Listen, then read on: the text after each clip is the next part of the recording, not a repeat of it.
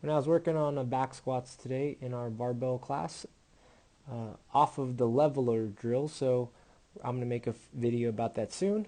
But when you take a bar off the rack, does one side come up first? You can see that this side pops up first. So if that comes up first, that means one side's drooping lower, one side's collapsed. So it's important to figure out why it's happening. So let's take a look. So this side I just did a traditional setup, as in this is the way I've always moved. I just stood up with it. You can see how crooked the bar is already. And then when I start to squat,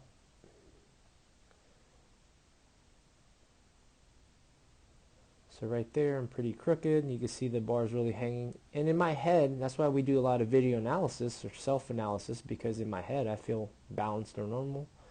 Then when I get to the bottom, see a little shifting there. And then the bar's pretty crooked. So let's compare the two. Knowing that that was the issue, where this side comes up first, what we're working on is posture today for barbell squats. So whether it's front squat, overhead squat, or high bar back squat, I was trying to maintain lat and riblet tension, especially on this weak side. It almost felt like I have to push this side out to exaggerate it to keep everything active. So let's go to the setup here just to compare. So if I come up, this one, the right side still came up even though I was focusing on it, but it was a lot more balanced. It's like a slight elevation on the right side, and then both sides are moving together. This one, way more on the right. It's almost like it feels like I'm just driving off the right side. And then at the top, you can see, even though it's not perfect yet, but by activating this for me, you can see that the bar is crooked compared to this one's a little straighter.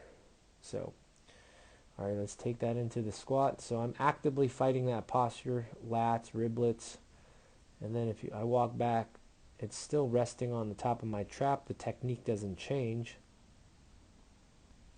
But due to the collapsed left side, you can see that at the start of the squat, it forces me to lean a little bit more. So I'm a lot more centered on the right side. The bar's less crooked. And when we get down here, you could see that I have to bend, like this back area is not as upright with the amount of t-shirt crinkles, I guess. But you can see I'm kind of pushed forward a little bit more, which is going to cause my lower back to change a little bit. Like that. See, there's a lot more shifting right through here. So I'm fighting it, but I stay a lot more upright in the posture just by focusing on that one thing. So a lot less shifting at the bottom. So when I come up, because that side's collapsed, when I reverse and push off the ground, it's only going to make it worse, as you see here. See that adjustment? I have to find tension. That's where my hips are shifting a lot. And we'll see this a lot when people come up from a squat. The bar's crooked, one hip shifts. So where's it coming from?